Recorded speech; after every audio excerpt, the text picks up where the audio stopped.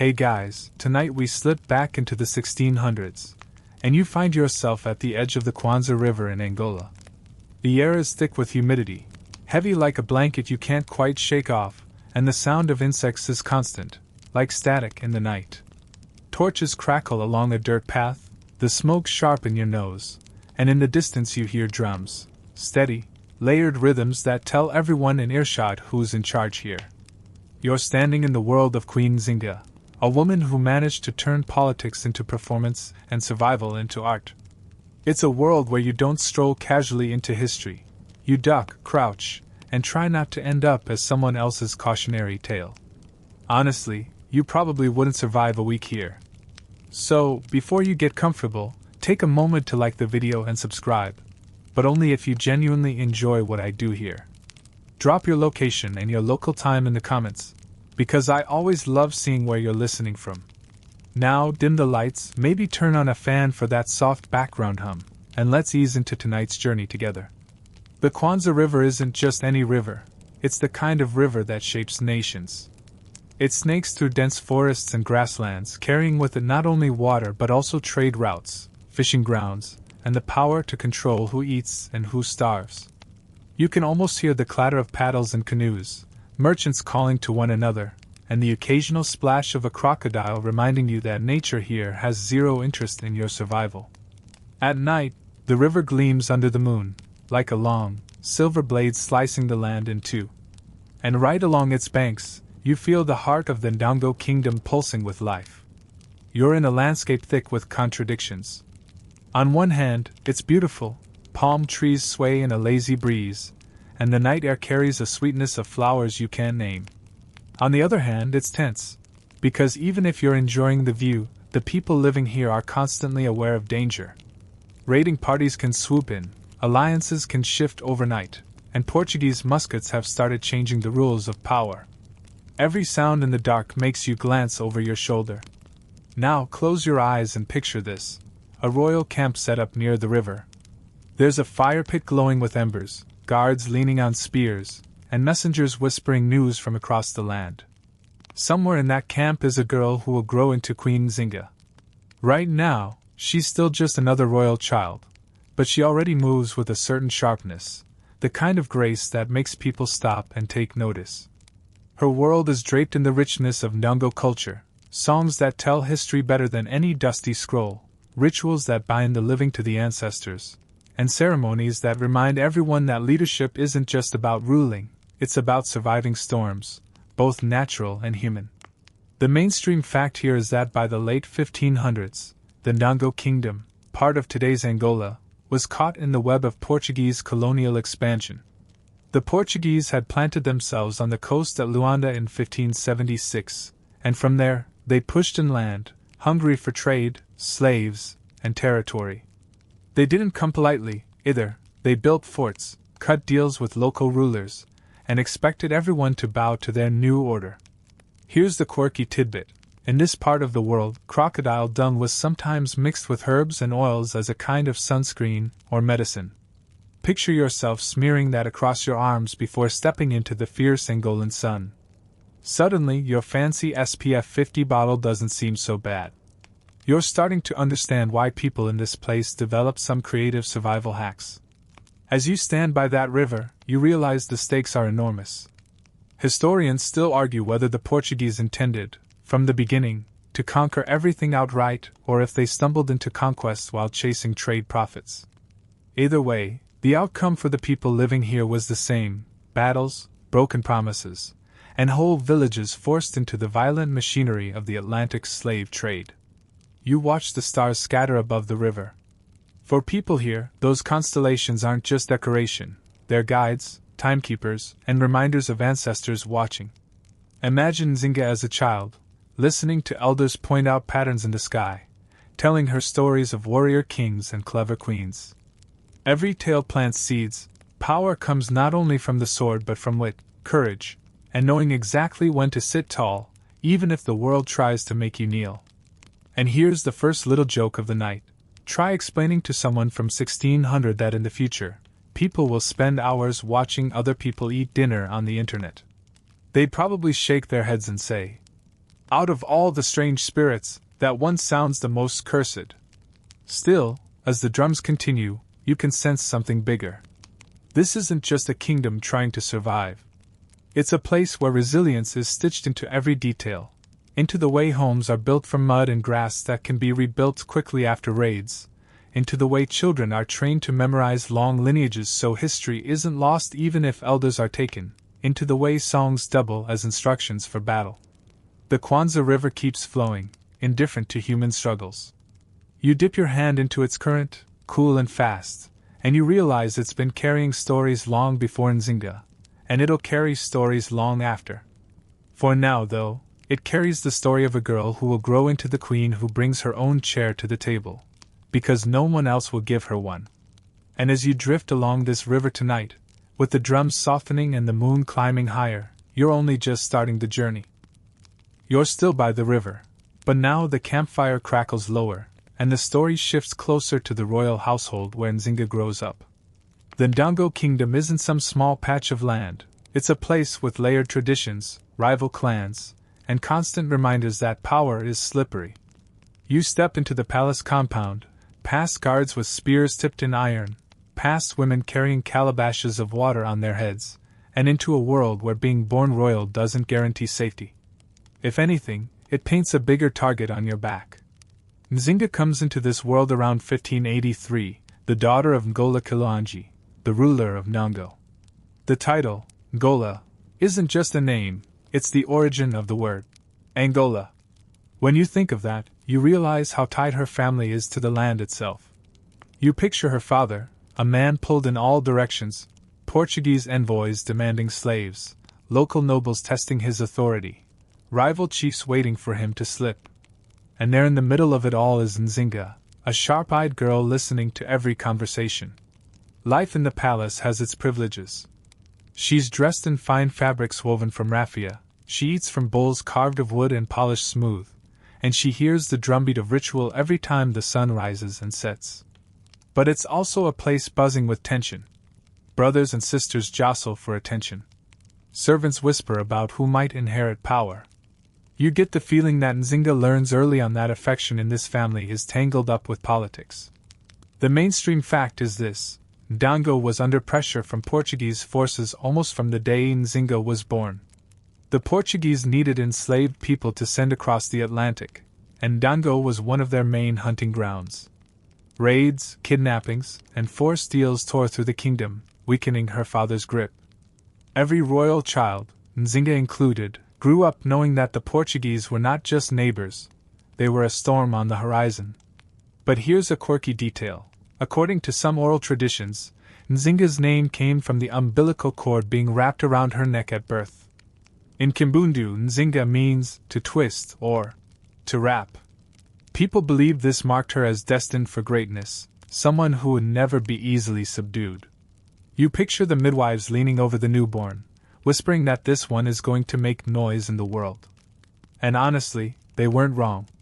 As you watch Nzinga grow, you see how she moves through the palace like a sponge. She listens to the griots tell stories of ancestors, memorizing them like a future politician rehearsing speeches.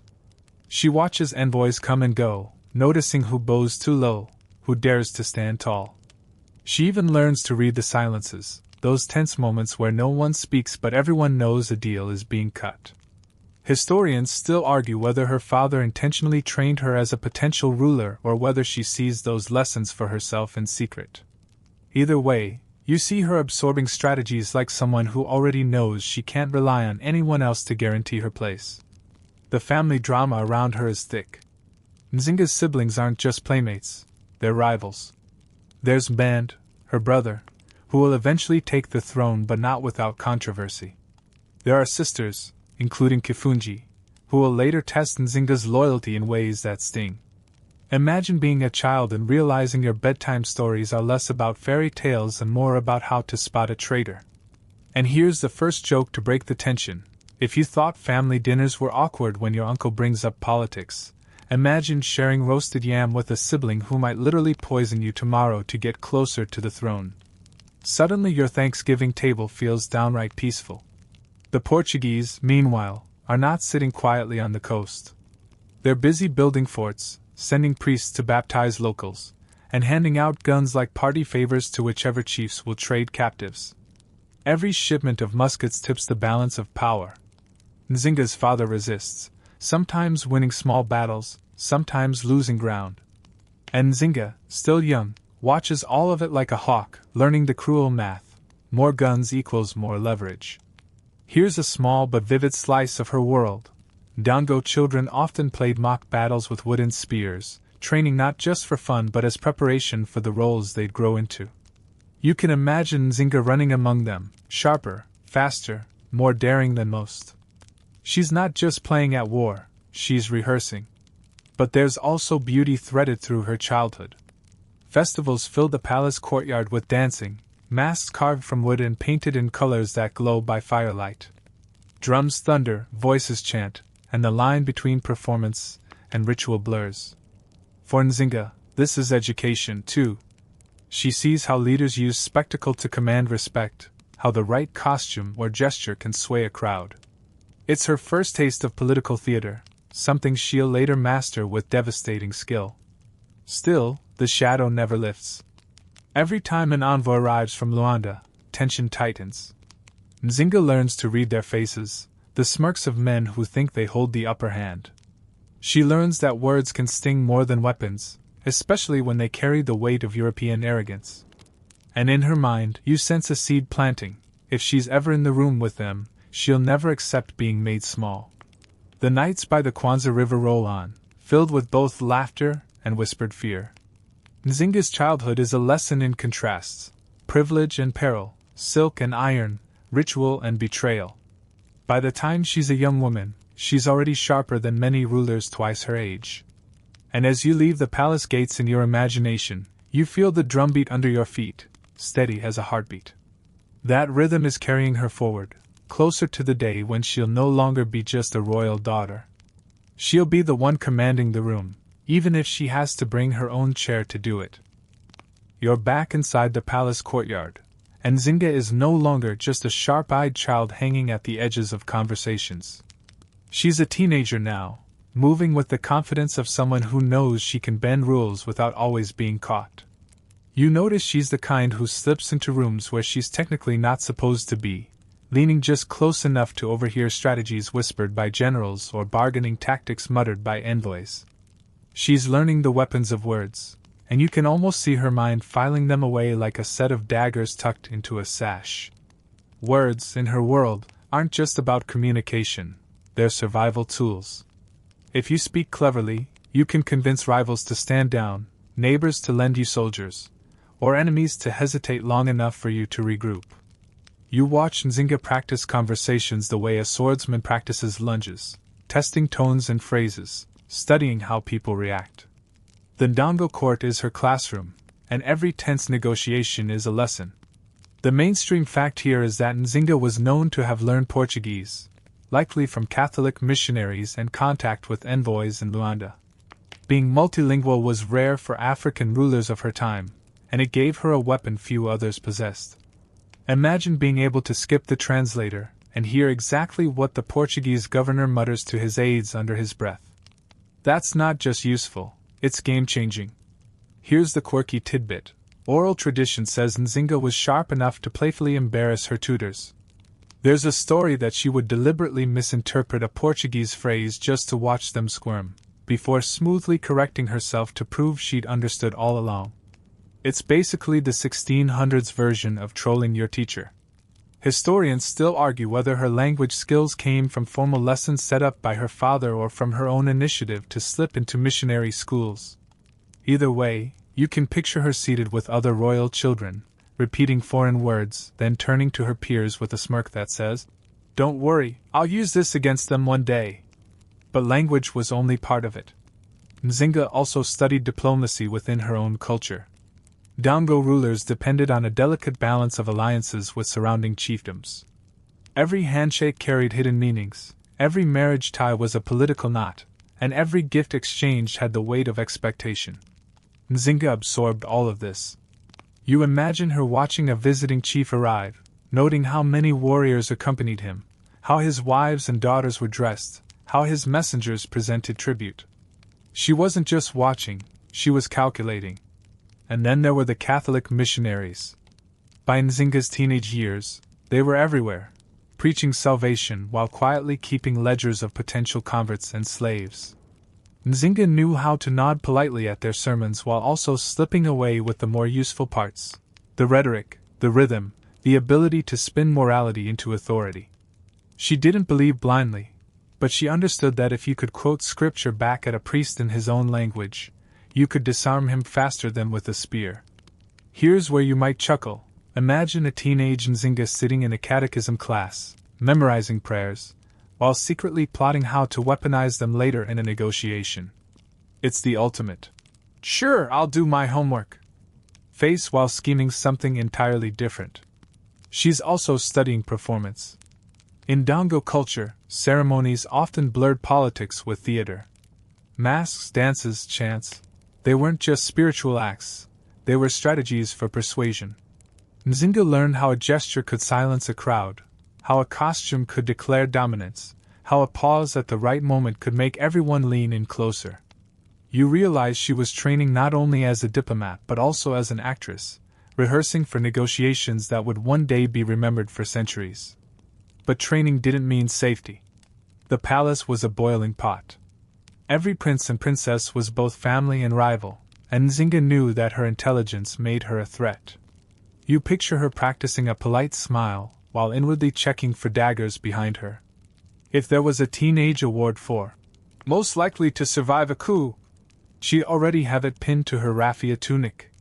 And here's a second joke. If you think your high school debate club was intense, imagine doing it in a room where losing an argument might literally end with exile, or worse. Suddenly forgetting your opening statement doesn't feel so tragic. Her father's reign continued under siege. The Portuguese raided for captives, demanded tribute, and spread rumors among Dango's rivals to weaken his authority.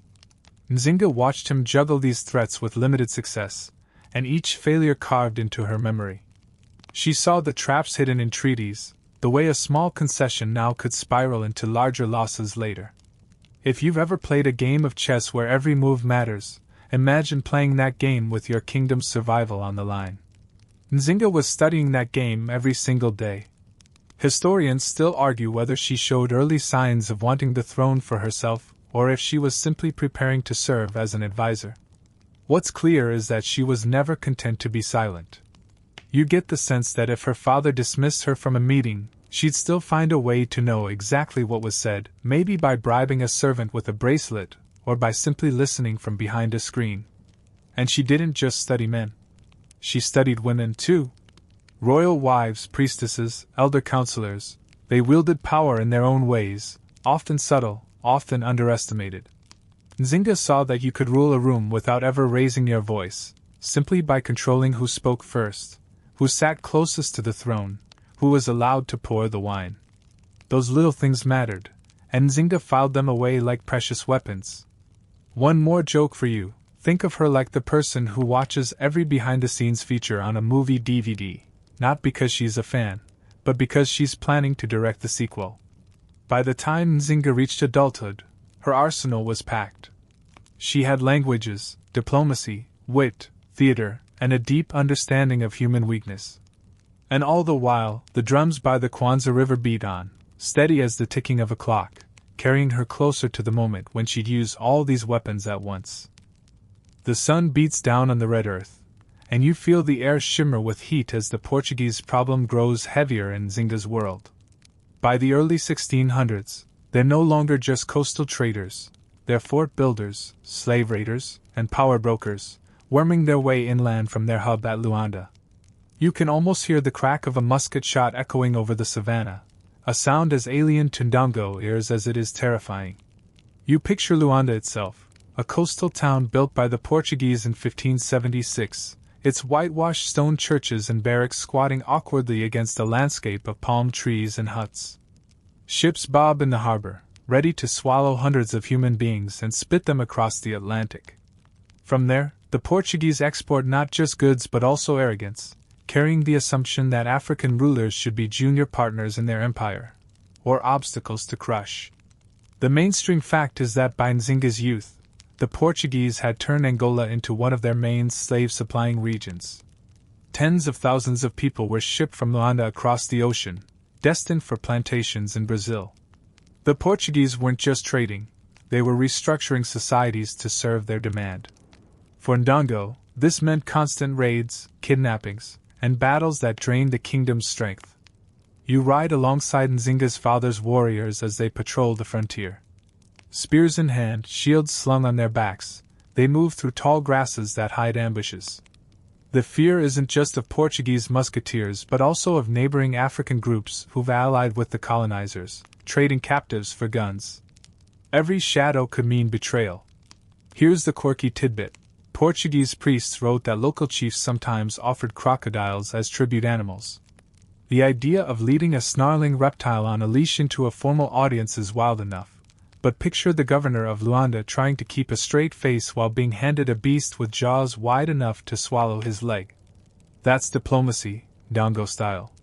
Historians still argue whether the Portuguese at this stage truly wanted to conquer all of Ndongo outright, or if their main focus was just keeping a steady supply of captives flowing to Brazil. Some argue the empire stumbled into deeper conquests through greed and mismanagement. Others believe expansion was always the plan. Either way, for Nzinga and her people, the effect was the same: life under constant siege. Inside the Ndongo palace, tension is everywhere. Every envoy from Luanda arrives carrying not just messages but threats. The Portuguese demand tribute, demand captives, demand obedience. And when they don't get it, they send raiding parties to remind Angola who's really in charge. You can see Nzinga in the corner of these meetings, her face carefully composed, listening as her father's advisors debate. Some urge accommodation, better to give up a little than to lose everything. Others urge resistance, pointing out that each concession only whets Portuguese appetites. Imagine Nzinga's frustration, hearing these debates go in circles. Her sharp mind must have itched to cut through the nonsense, but tradition kept her at the sidelines, for now. And here's the first joke. If you've ever rolled your eyes in a work meeting where the same three people argue the same 3 points endlessly, imagine sitting in on this, except the stakes aren't quarterly profits, they're your kingdom's survival. Suddenly, office politics doesn't feel so bad. The Portuguese had weapons that tilted the balance. Muskets, cannons, even armored horses from Europe. But they weren't invincible. The Ndongo warriors knew the forests and rivers better than any foreigner. They could melt into the bush, strike suddenly, then vanish like smoke. Nzinga grew up watching her people adapt, learning that clever tactics could sometimes cancel out brute force. She also learned that politics was often dirtier than war. The Portuguese knew how to exploit rivalries. They'd promise guns to one chief if he handed over captives from another. They'd flatter one ruler with a crucifix while quietly bribing his neighbor with Portuguese wine. Nzinga saw how quickly alliances could be twisted, and she made a private vow: she'd never be the one caught off guard by a smiling foreigner. Here's a second joke. Imagine the Portuguese swaggering inland, clutching maps they drew themselves, acting like experts. It's basically the 1600s version of someone using Google Maps in airplane mode and insisting they know the shortcut. Spoiler, they didn't. But even as the Portuguese pressed harder, Ndongo culture pushed back in its own ways. Rituals strengthened unity, songs mocked foreign arrogance, and oral histories kept the memory of resistance alive.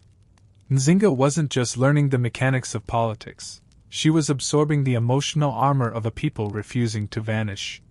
Still, she couldn't ignore the losses. Villages burned. Families disappeared into slave caravans. Her own relatives whispered of betrayals. She knew the Portuguese weren't going away anytime soon. If anything, they were digging in deeper. And in that knowledge, you feel the tension coil inside her.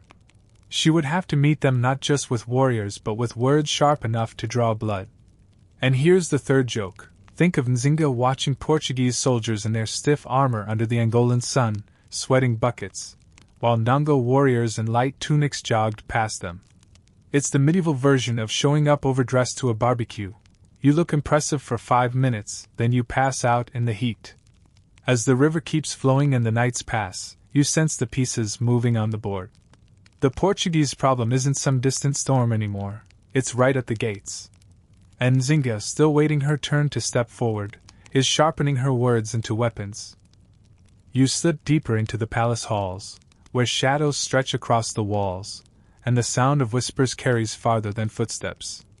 Nzinga is now a grown woman, but before she ever sits on a throne, she has to survive the most dangerous battlefield of all, her own family. Because here, succession isn't a gentle passing of the crown, it's a game of daggers hidden behind smiles, with betrayal waiting at the dinner table. Her father, Ngola Kiluanji, dies, and the kingdom suddenly feels like a giant drum that's lost its rhythm. Power doesn't flow smoothly, it jolts and shudders. The royal children circle the throne like vultures, each one eyeing the seat, each one backed by nobles with their own agendas. Nzinga's brother, Mband, claws his way onto the throne. Officially, he's now Ngola Mband, the ruler of Ndongo. Unofficially, his siblings, including Nzinga, eye him with suspicion, knowing his rule rests on shaky ground. The mainstream fact is this: when Mband took power, he immediately faced both Portuguese aggression and internal rebellion. The kingdom was bleeding from raids, and rivals inside the court smelled weakness. Some records claim Mband even executed or exiled brothers and nephews who posed a threat. In this climate, Nzinga's survival was far from guaranteed. Here's the quirky tidbit. There are accounts, half legend, half rumor, that Mband feared Nzinga's charisma so much he forced her into exile for a time, possibly even sterilizing her with a poison so she couldn't produce heirs who might claim the throne later. It's a dark, almost cinematic detail, and while historians debate whether it's true, you can imagine how gossip like that would cling to her name. In a family where trust was thinner than river mist, paranoia ruled. Historians still argue whether Nzinga and Mband were true enemies or reluctant allies bound by blood. Some suggest their rivalry was exaggerated by Portuguese chroniclers eager to dramatize African chaos. Others believe the tension was very real. Nzinga's intelligence and sharp tongue made her too dangerous to ignore. What's certain is that their sibling relationship was like flint and steel. Strike them together, and sparks always flew. You picture palace courtyards where Nzinga and Mband cross paths. He sits on the throne, jaw tight, while she bows just enough to meet protocol but never so low that it feels like submission. Around them, courtiers pretend not to watch, but everyone notices the subtle tilt of her chin, the way her eyes hold his a fraction too long. It's the kind of family tension you could cut with a spear. And here's your first joke. If you think your sibling rivalry over who gets the last slice of pizza was bad, imagine competing for an entire kingdom. Suddenly, that stolen shirt from middle school doesn't feel so serious. Mband's reign is heavy with anxiety. He leans on harsh measures to secure his throne, which only deepens resentment. Villages grumble under the weight of tribute, generals question his judgment, and envoys from Luanda arrive with sly smiles, knowing a fractured royal family makes their job easier. You sense Nzinga watching, thinking, if I were in charge, I'd never let them smell fear. Yet, Mband isn't entirely foolish. He knows his sister's sharp mind could be useful, even if he doesn't trust her. When negotiations with the Portuguese loom, he calls on her, not out of affection, but because he knows she's the best chance at outmaneuvering them. It's the strange irony of their relationship. Her brilliance made her both his greatest asset and his most terrifying threat. Here's a second joke to lighten the mood. Picture Mband pacing the palace, muttering, "She's a danger to me, she's too clever," only to end up sending her into the one room where cleverness matters most. It's the royal version of firing your best employee, then begging them back because nobody else knows how to fix the Wi-Fi. Meanwhile, Nzinga's bond with her sisters grows complicated. Kifunji, in particular, will one day play a painful role in her story, but for now, the siblings hover between loyalty and rivalry. You imagine evenings where they sit together in private chambers, sharing roasted fish, laughing about childhood games, while each secretly calculates whether the others might betray them tomorrow. Family here isn't a warm blanket, it's a chessboard. The palace atmosphere thickens.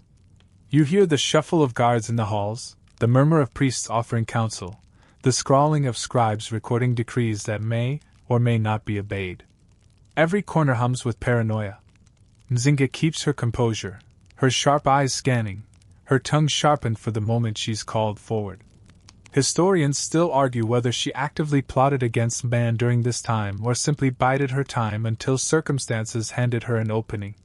What you know is this: Nzinga wasn't the type to let opportunities slip by. She was patient, calculating, willing to play the long game. And here's the third joke. Think of her like someone who refuses to play checkers because she's already planning 10 moves ahead in chess.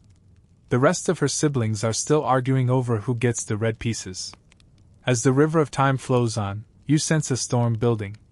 Ban's fragile reign, the Portuguese circling closer, the family's web of mistrust. It all pulls Nzinga toward a moment where her skills will be tested like never before. And when the Portuguese send their polite but poisonous invitation to negotiate, it won't be Ban who outshines them. It'll be his sister, the one he tried so hard to sideline. The air grows heavier now, and you feel the hush that comes before something big. By 1622, the drums of war and whispers of betrayal have pushed Ban to the edge. His throne wobbles, his enemies multiply, and the Portuguese stand ready to pounce. So when the governor of Luanda extends an invitation to negotiate, it's not just polite diplomacy, it's a trap dressed up in fancy clothes. And Ban knows it. Picture him pacing the palace, sweating under the pressure, muttering to advisors who have no good answers. He can't afford to lose more ground, but he also knows walking into Portuguese territory himself might end with his head on a pike. So he turns to the one person he simultaneously fears and needs, his sister Nzinga. You can almost hear him choke on the words. Go in my place. The mainstream fact is this: in 1622, Nzinga was sent to Luanda as her brother's envoy to negotiate peace with the Portuguese governor João Correia de Sousa. It was her first major entrance onto the international stage, and it changed her life. The treaties she signed in that meeting would later unravel, but the performance she delivered became legend. Here's the quirky tidbit.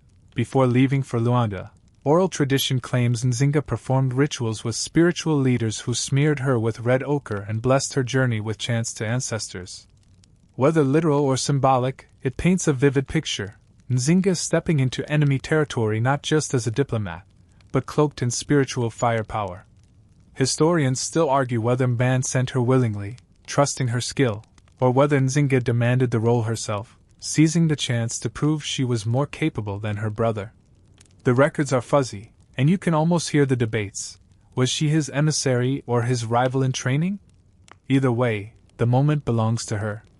You travel with her entourage as they set out from the Ndongo heartland. The journey to Luanda is no simple stroll.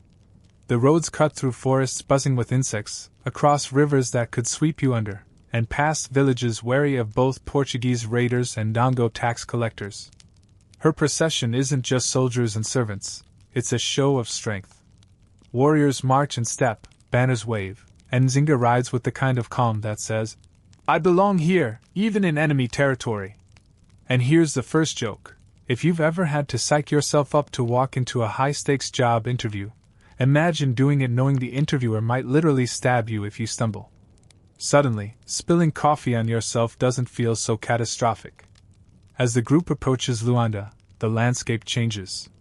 The thatched roofs of villages give way to stone walls and the sharp lines of European architecture. You see Portuguese soldiers in breastplates glinting under the sun, priests in black robes, and merchants hawking goods stolen from inland. The air stinks of sweat, salt, and suspicion. Nzinga doesn't flinch. She rides straight into the city like she owns the place. The governor's residence looms ahead, a space designed to intimidate.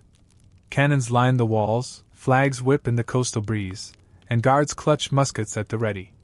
Nzinga steps down from her mount, adjusts her robes, and prepares to enter. You sense her pulse steady, her breathing slow. For her, this is battle, just without blades. Inside, the Portuguese have set the stage. Chairs for the governor and his men, polished tables, a crucifix on the wall. But here's the insult: no chair for Nzinga. In European protocol, that's not an oversight, it's a power play. It says, you're beneath us. You stand while we sit. Nzinga takes it all in. Her entourage bristles, but she raises a hand. No rash moves, not yet.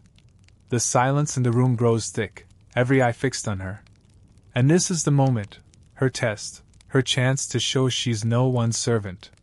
Historians still argue whether this snub was planned to provoke her or just the governor's arrogance, but either way, Nzinga refuses to blink. She won't kneel, won't hover awkwardly. If they won't give her a throne, she'll make one herself. And here's the second joke. Imagine showing up to Thanksgiving and realizing everyone else has a seat at the table except you. Most of us would grumble and grab a folding chair from the garage. Nzinga? She turns the situation into theater. With a calmness that sends chills down the room, she signals to one of her servants. Without hesitation, he drops to hands and knees. Nzinga steps forward and sits on his back as if it were the most natural chair in the world. Straight spine, steady gaze, regal composure, she turns an insult into spectacle. Suddenly, she's not the one looking diminished, it's the governor, squirming under the weight of her silent defiance. You can almost hear the collective intake of breath, the shuffling of boots, the whispered gasps. In that single act, Nzinga declares, "I don't need your furniture to claim my space." Here's the third joke. If there had been social media in 1622, that servant chair stunt would have gone viral instantly. Memes, reaction GIFs, TikToks. You'd see Chair Queen Challenge everywhere. But Nzinga isn't playing for laughs. She's staking her life, her people, and her reputation on this performance. And as the governor clears his throat and the negotiations begin, you realize the real battle is only just starting. The air inside the governor's hall is thick, like a room where everyone's pretending to be polite, while secretly sharpening knives under the table.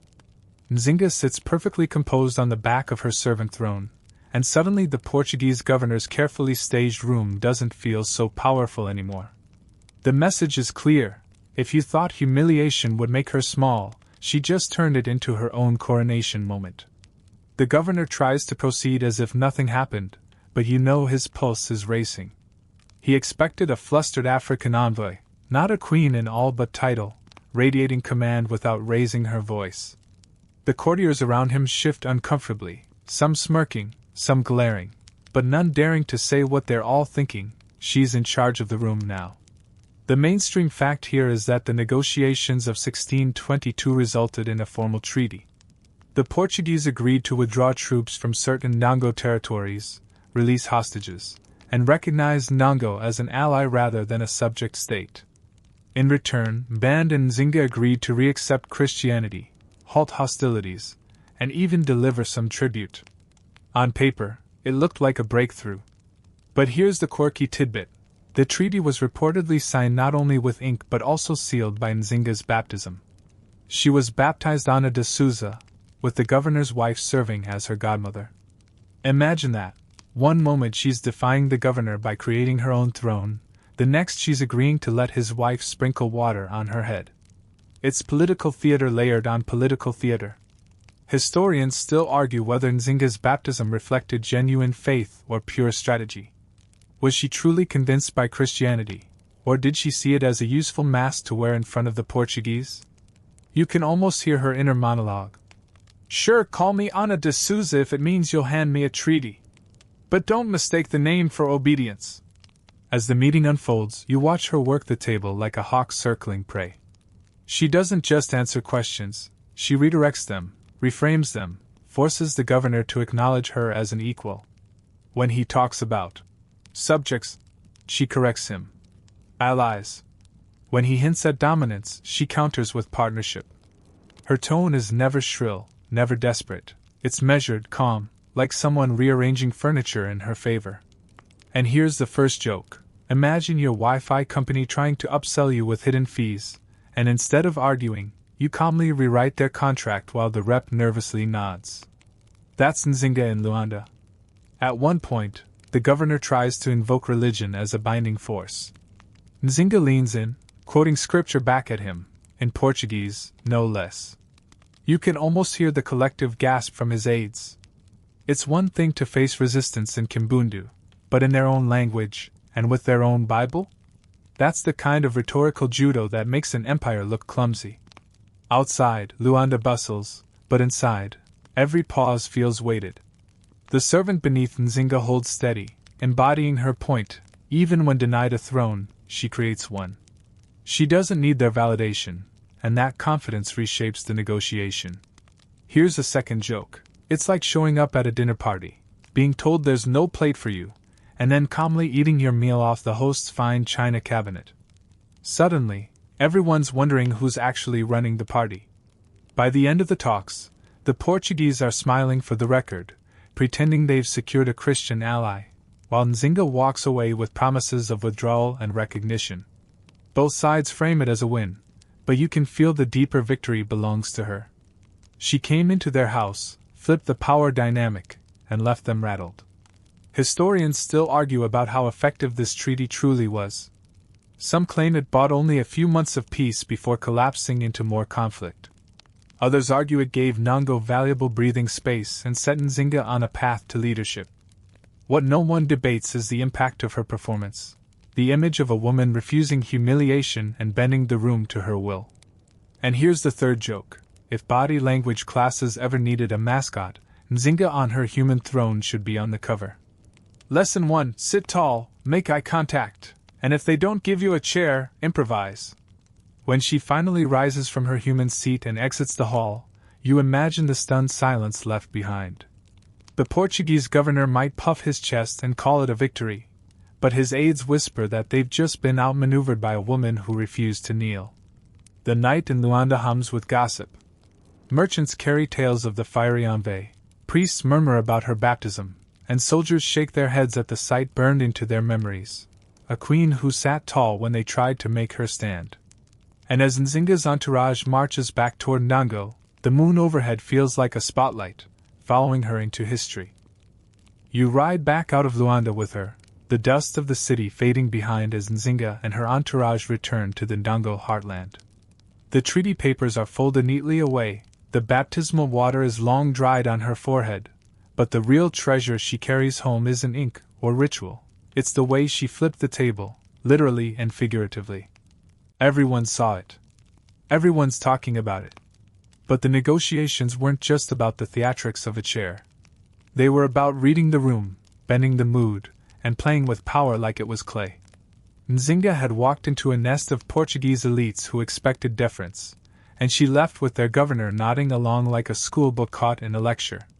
The mainstream fact here is that Nzinga secured terms on paper that recognized Ndongo's sovereignty and promised an end to Portuguese encroachment, something no other emissary had managed before. But the deeper truth is that her skill in reading people, not just documents, won her that outcome. The quirky tidbit: Portuguese chroniclers recorded that Nzinga's presence was so commanding that even hardened soldiers sat straighter when she looked their way. One even noted, perhaps half in admiration, that she seemed to carry a kingdom in her gaze. It's the kind of description that makes you picture her walking into a Starbucks today, and the barista immediately handing her the right drink without even asking her name. Historians still argue whether the Portuguese governor was genuinely impressed by her poise or simply humoring her to buy time for his empire's next move. Was he a pawn in her theater, or was she merely the star in his? The evidence cuts both ways, and the debate keeps scholars circling the same question: who truly won in that room? You can almost feel her strategy at work. Every pause she let hang in the air forced the governor to fidget. Every deliberate glance reminded him that she wasn't rattled by soldiers or crucifixes. She didn't just sit on her servant's back, she sat on the weight of their expectations and crushed them without lifting a sword. Here's the first joke. Imagine trying to bluff in a poker game, only for your opponent to calmly narrate your tells out loud. That's Nzinga, no card tricks, just X-ray vision on your insecurities. The Portuguese may have thought themselves masters of diplomacy, but Nzinga understood theater. She wove ritual, language, and body posture together into a performance that made submission impossible. Even the baptism, which on the surface looked like a concession, became a subtle jab. By letting herself be baptized in their faith, she made the Portuguese governor's wife her godmother. Suddenly, he wasn't just a colonial overlord, he was her in-law, tied to her by spiritual kinship. That's a family drama you don't untangle easily. And here's the second joke. Picture a business rival forcing you into a contract, and instead of resisting, you trick them into becoming your maid of honor. That's the level of strategic mischief we're talking about. But Nzinga didn't only charm Europeans. Her performance sent ripples back home too. Courtiers in Ndongo whispered about her boldness, rivals reevaluated her role, and common people shared the story of how their envoy had walked into the lion's den and made the lion look like a lapdog. You feel the power of reputation at work here, how one theatrical choice can turn a royal sibling into a leader-in-waiting. Historians still argue whether this was the turning point that made Nzinga's later rise possible. Some say she would have become queen anyway, given her brother's instability. Others insist the Luanda embassy is what carved her name into the granite of possibility. Without it, she might have remained a footnote. The thing is, Nzinga never wasted a room. She could size up tension like a tailor measuring fabric, tugging here, loosening there, until it fit her purpose. The Portuguese wanted a passive, grateful envoy. Instead, they got someone who turned the meeting into her stage debut. Here's the third joke. If TED Talks existed back then, Nzinga would have walked out with no slides, no microphone, just her spine and her servant chair, and the audience would have given her a standing ovation before she even spoke. By the time her entourage leaves Luanda, she isn't just an emissary. She's a story. Soldiers who sneered at the African woman now mutter with a hint of fear. Priests who thought they were converting her wonder who actually converted whom. And the governor, nursing his pride, knows deep down he lost the room even if the treaty says otherwise. As the coastline disappears behind you, you feel it settle in. Nzinga didn't just bring a chair to the table, she brought the ability to rearrange the table itself. And that, more than any inked agreement, is what survives the journey back to Ndongo. You watch the treaty papers crinkle in the humid air as Nzinga carries them home. But you already sense what she does. Ink on parchment doesn't stop musket balls or greed. The Portuguese smile for the record, but behind their teeth is the same hunger for land, labor, and leverage. It doesn't take long before those promises, so grandly signed in Luanda, start to fray like old rope. The mainstream fact is that the Treaty of 1622 unraveled almost immediately. The Portuguese delayed their withdrawal from fortresses, continued slave-raiding expeditions, and treated Ndongo less like an ally and more like a convenient resource. They had smiled, baptized, toasted, but in practice they kept acting as if Ndongo were a pawn. The quirky tidbit? Some reports suggest that Portuguese traders started joking about Nzinga's baptism name, Ana de Souza, turning it into a nickname to mock her defiance. Imagine thinking you've insulted someone by using the name they deliberately chose to weaponize. It's like calling Batman Bruce, in hopes he'll cry about it. Spoiler, he won't. Historians still argue whether the Portuguese broke the treaty first out of arrogance or desperation. Was it simple disdain for African sovereignty, or was the colonial machine so dependent on the slave trade that no treaty could realistically hold? Either way, it's clear that the ink dried faster than the respect. Back in Ndongo, Nzinga watches with narrowed eyes.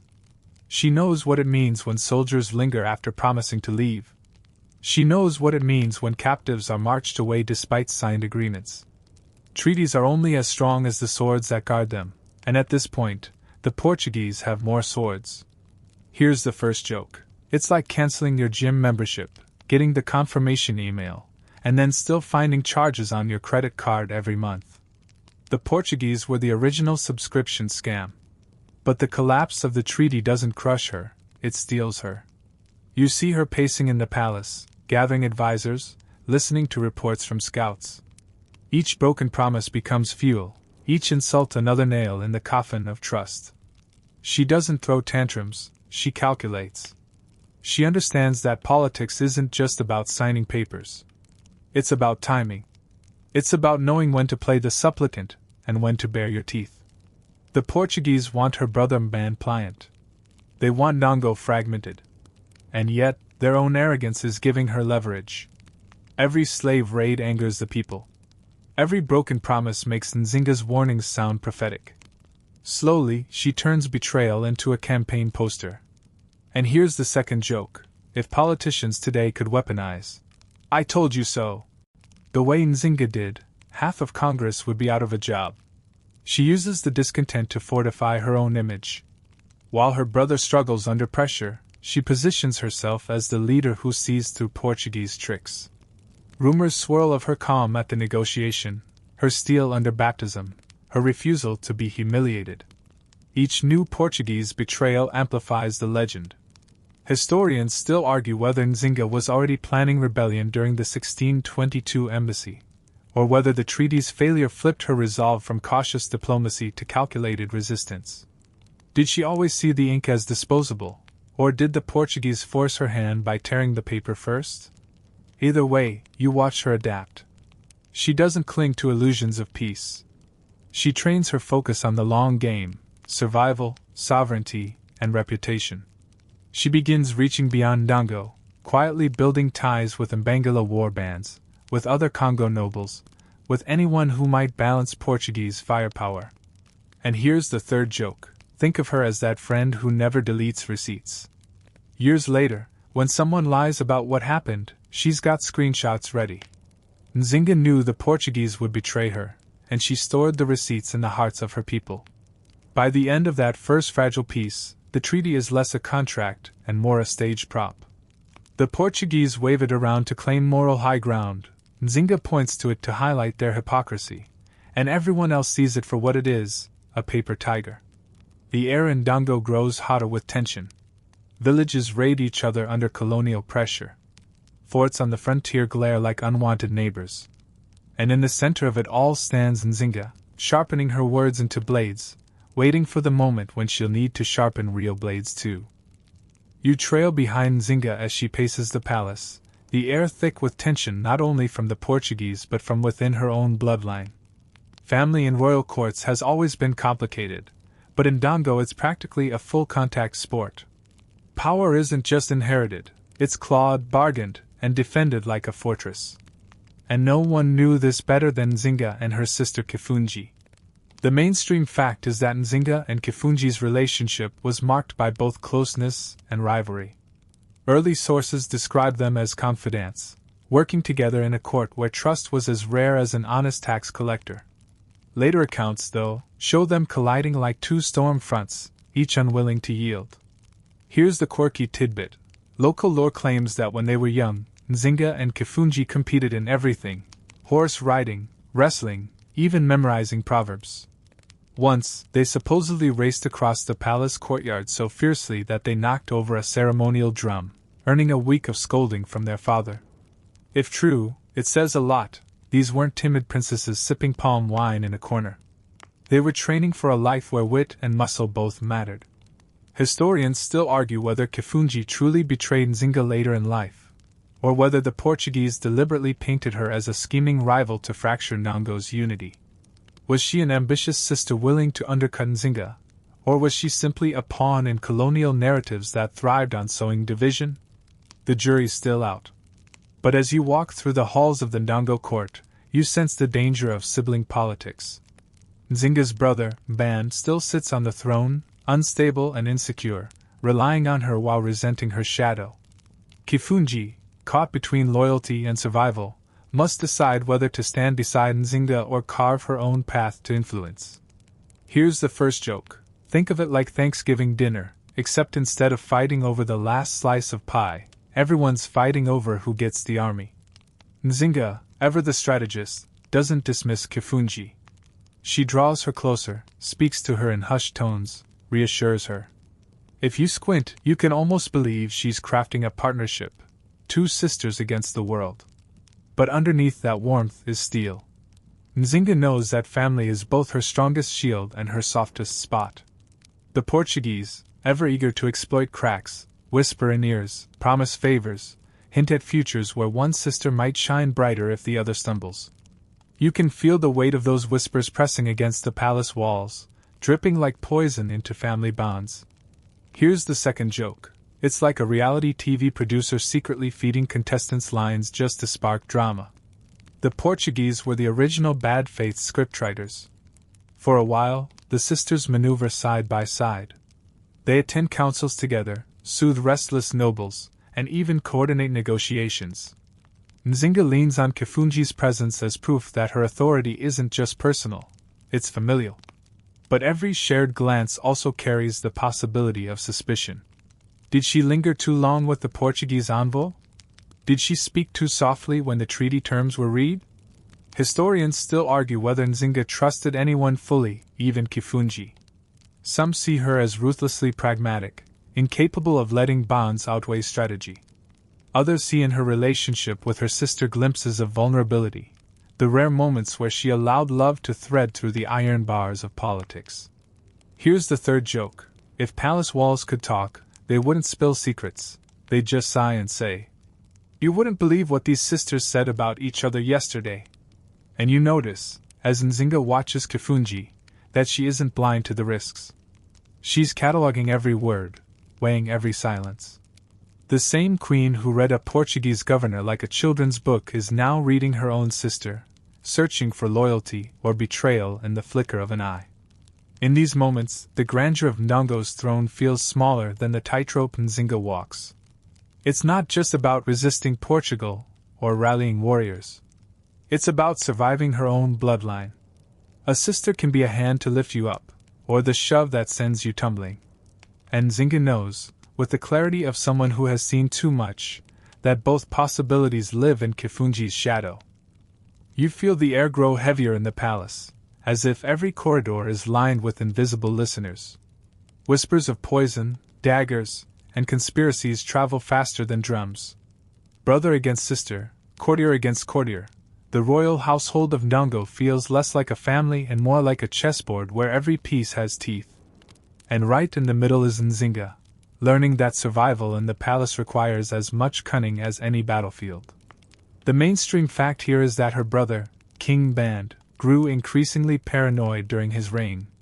He reportedly had multiple relatives executed, including nobles and even children, out of fear they might challenge his authority.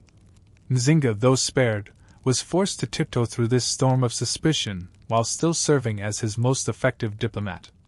The quirky tidbit: one story suggests that Nzinga survived Band's bouts of paranoia by deliberately underdressing at court, wearing plainer robes than expected, so she looked less like a queen-in-waiting and more like a dutiful helper.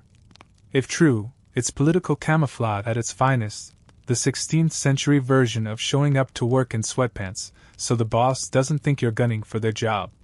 Historians still argue whether Band's paranoia was genuine mental instability or a rational, if extreme, response to the constant coups and Portuguese meddling.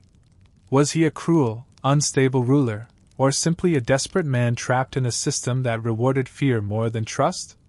As you trail Nzinga through this palace of suspicion, you notice how carefully she moves. Every word is measured, every smile thin but polite. To show too much confidence would be dangerous, to appear weak would be fatal. She is both sister and threat, both shield and reminder of what Band can never be. Here's the first joke. It's like living with a roommate who labels their milk in the fridge and then accuses you of drinking it anyway. Except in this case, the punishment isn't a passive-aggressive sticky note, it's execution.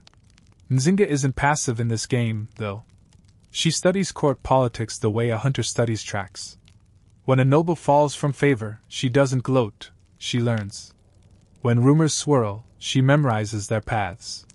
Slowly, she shapes herself into the one person who can both endure Band's paranoia and keep Ndongo afloat. And yet, the cost is personal. Imagine knowing your own brother looks at you and sees both a savior and a rival. Imagine having to smile as he rages, to bow as he schemes, to stay alive while he sharpens his suspicion like a knife. That's Nzinga's reality. Here's the second joke. Palace life was basically an escape room, except the puzzles were unsolvable, and the exit door was guarded by someone who really wanted to see you fail. You can see how this crucible forged her. Every betrayal around her was a lesson in resilience. Every paranoia-driven killing reminded her that to survive, she had to become untouchable, indispensable, unforgettable. The Portuguese had given her practice at reading foreign faces. Band gave her practice at reading the ones closest to her. Historians still argue whether Nzinga actively maneuvered to accelerate her brother's decline, subtly pushing him toward mistakes that would eventually open the throne to her. Some claim she was simply patient, waiting for the inevitable. Others suggest she nudged events from the shadows. Either way, her silence in the record speaks loudly. Here's the third joke. Think of her as the kind of chess player who wins not by flashy moves but by making you paranoid enough to resign before the endgame. As the months grind on, the palace feels more and more like a trap. Ban's paranoia grows, Portuguese pressure mounts, and nobles shuffle nervously, trying to guess which way the storm will blow. Through it all, Nzinga keeps her balance. Not by shrinking, not by exploding, but by watching, remembering, and waiting. And you can feel it now. This tension won't last forever. A palace this full of suspicion eventually bursts. When it does, the one who's learned to survive every poison rumor and sharpen every whisper into armor will be the one left standing. And Nzinga, ever calculating, is ready to be that survivor. The palace grows quiet, but it's the kind of quiet that makes your skin prickle, the silence before thunder. King Ban, worn down by paranoia, illness, and the crushing weight of Portuguese pressure, begins to fade. His health falters, his grip on power loosens, and suddenly every noble and courtier is sniffing the air like wolves. You feel it too, the throne of Ndango is about to be vacant, and Nzinga is standing in the wings. The mainstream fact is that in 1624, Ban died, leaving the kingdom in chaos. Succession in Ndango wasn't simple inheritance. It was contested, manipulated, and often bloody. Some traditions gave preference to brothers or nephews over sisters, while others allowed for female rulers in exceptional circumstances. The law was flexible enough to be argued in circles, which meant it ultimately came down to power. Here's the quirky tidbit. A few oral traditions claim that, just before his death, Ban entrusted Nzinga with guardianship of his young son, effectively making her regent. If that detail is true, it wasn't just trust, it was a trapdoor. To protect the child meant also holding the throne, and to hold the throne meant inheriting all the enemies that came with it. Imagine babysitting, but instead of snacks and lullabies, you're handed the fate of a kingdom and a target on your back. Historians still argue whether Ban truly designated her as successor, or whether Nzinga seized the opportunity in the political vacuum. Some believe she maneuvered carefully, using her diplomatic prestige and her popularity with nobles to push past rivals. Others think she acted ruthlessly, eliminating anyone who stood in her way. Here's the first joke. It's basically a medieval HR nightmare. Position open, King of Ndango. Must handle Portuguese invasions, family betrayals, and constant assassination attempts. Benefits include a cool hat. The throne doesn't just fall into Nzinga's lap. She has to outwit male relatives, court factions, and Portuguese interference. There are whispers of resistance, nobles claiming the throne should pass to a nephew instead. But she has something the others lack, a reputation forged in fire. She's the one who faced the Portuguese governor without flinching, the one who saw their treaty betrayals coming, the one who survived Ban's paranoia without cracking. Her coronation, however, comes with controversy. Some accounts claim she adopted practices of the Mbangala, a fierce warrior group known for their violent rites and unusual social structures, to cement her authority. Others say this detail was exaggerated by Portuguese chroniclers eager to paint her as savage. The truth probably lies somewhere in between. Nzinga blended tradition with shock value, ensuring no one could dismiss her as, just, a woman stepping into a man's role. Here's the second joke. Think of it as her version of rebranding. Forget corporate logos. Nzinga's personal rebrand involved war paint, alliances, and a very sharp spear. You sense the enormity of what she's doing. Every move is historic. A woman, not merely regent but full sovereign, sitting on the throne of Ndango in an age when Europeans scoffed at African monarchies and local rivals questioned her legitimacy. She doesn't just take the crown, she grabs the narrative and bends it to her will. Historians still argue whether her rise was primarily political genius or simply timing.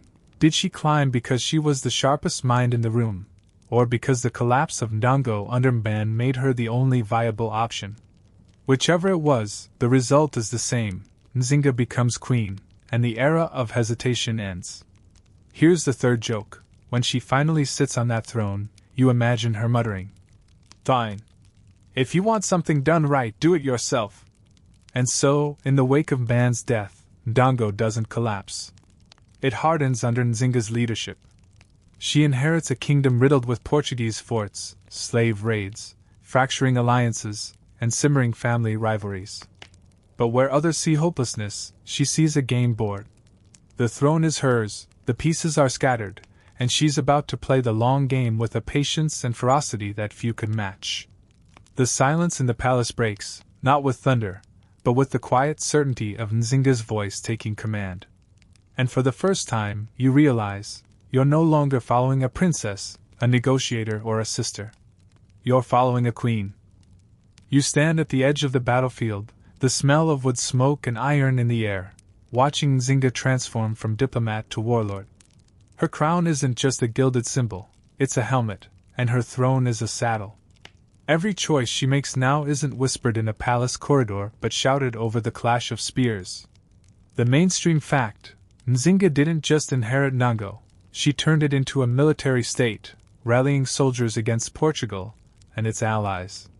She shifted strategies constantly, sometimes aligning with the Portuguese, sometimes opposing them, sometimes cutting deals with neighboring African states.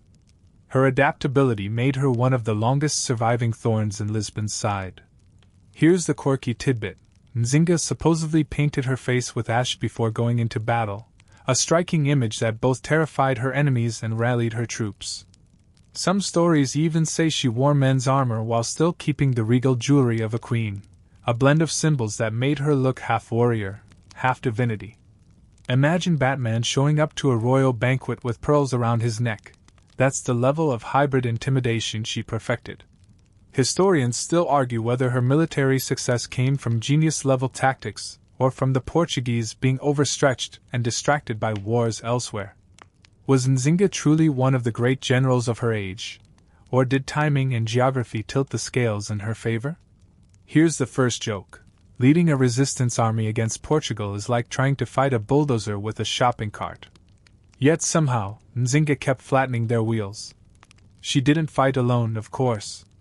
Nzinga forged alliances with the Mbangala, a group of ferocious mercenaries known for shock tactics. Their rituals scandalized outsiders.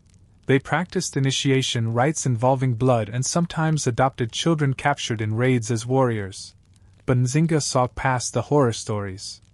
She saw discipline, loyalty, and sheer fighting power. She welded them into her strategy like iron rivets. This wasn't a random gamble. By aligning herself with the Mbangala, Nzinga signaled to both Portuguese and African rivals that she wasn't bound by old rules. She was creating something new, a coalition of the desperate, the fierce, and the faithful. It gave her forces teeth sharp enough to bite even at empires.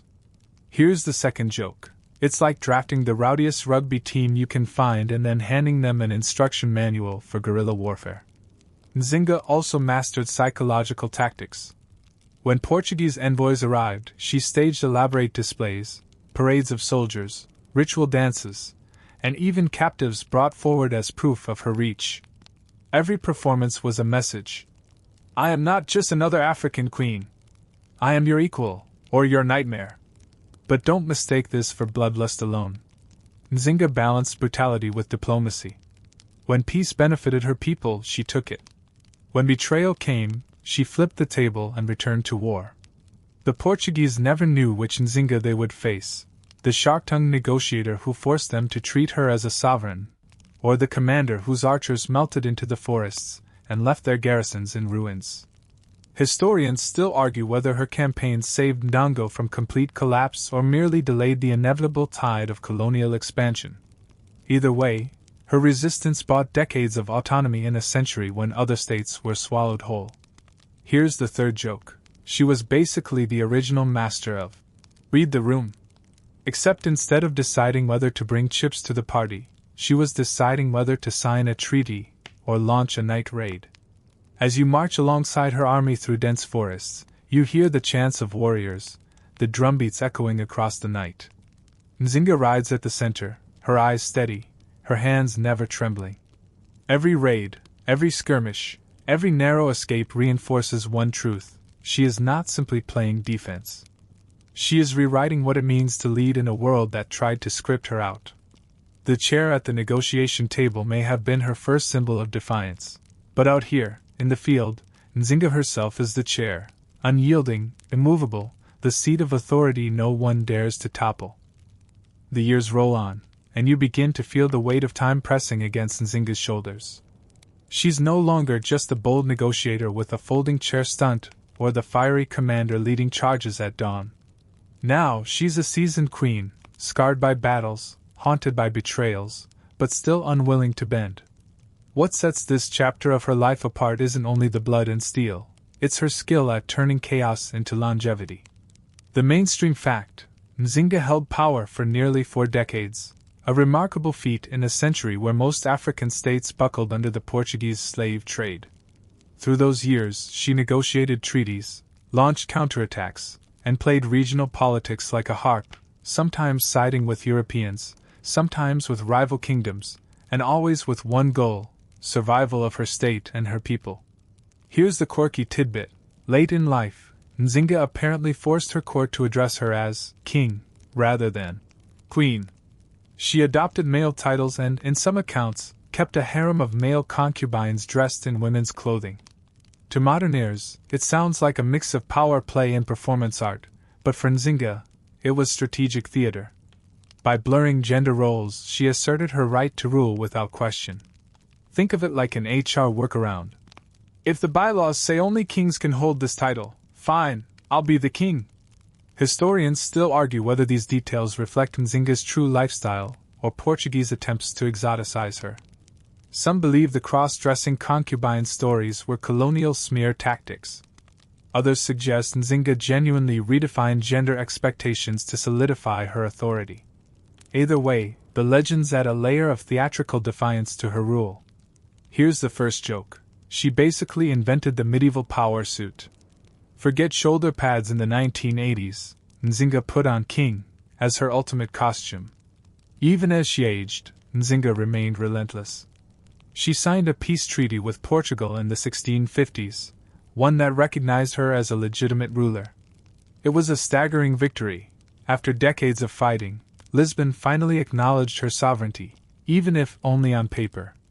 That recognition alone meant Nzinga was no longer a vassal begging for mercy, but a kingdom negotiating from strength. She also made a dramatic religious turn. After years of resisting Portuguese missionaries, Nzinga embraced Christianity, being baptized and adopting the name Ana de Souza.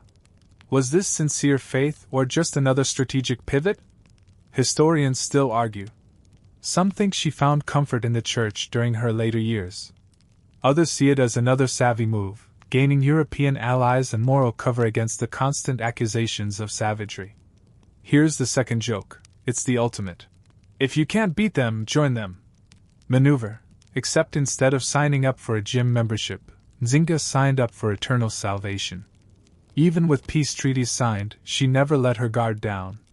She fortified her capital, reorganized her army, and trained successors. She treated every sunrise as both a blessing and a warning. In her twilight years, she still sat in council meetings, still sharpened strategy, still demanded obedience. Imagine your grandmother out strategizing generals and reminding them who kept the Portuguese out for 40 years. That's Nzinga in her later reign. But you also notice the softer side creeping in. She encouraged the rebuilding of villages destroyed by raids, supported the re-establishment of agriculture, and even fostered communities for runaway slaves, turning her territory into a refuge for those fleeing Portuguese bondage. In her final decades, she wasn't just a warrior, she became a mother to a fractured land. Historians still argue whether this transformation was genuine compassion or practical politics. Rebuilding populations meant more labor, more soldiers, more tax base. Yet the effect was the same. For the people who found safety under her, Nzinga wasn't just a queen, she was salvation. Here's the third joke. If you think your grandma's house is where everyone goes for food and comfort, imagine if that house was also an anti-colonial fortress. And so, as Nzinga ages, the image of her in memory shifts. The fiery young negotiator who refused to kneel. the warrior queen smeared with ash, the king who blurred gender and rewrote rules, and finally, the elder ruler who built spaces of peace, however fragile, in a world drowning in war. Each version of Nzinga is real, all of them layered together into the legend she left behind. The end is drawing near, but as you watch her sit tall on her throne, voice still sharp, eyes still fierce, you realize Nzinga's story isn't about one moment of defiance, or one battle won. It's about endurance, the slow, stubborn refusal to disappear, no matter how many enemies sharpen their knives. The room is dim, lit only by oil lamps, and you can hear Nzinga's breath, measured, steady, but slower than before. Time, that final adversary, has crept in. She has ruled for nearly 40 years, fought off armies, rewritten traditions, and carved her name into the stone of memory. Yet now, at last, her body begins to surrender where her spirit never would. The mainstream fact: Queen Nzinga died in 1663 at around 81 years old, a staggering age for her era. By then, she had negotiated peace with Portugal, secured recognition of her sovereignty, and ensured that her kingdom would not simply vanish at her death. She left a legacy of resistance that would echo across Angola for centuries. Here's the quirky tidbit: some oral traditions say that, even in her final days, she continued holding court from her bed, propped up with pillows, still issuing orders and correcting officials with her sharp tongue. Imagine being scolded by your 80-year-old queen while she's literally on her deathbed. It's peak Nzinga, refusing to let go of power until her very last breath.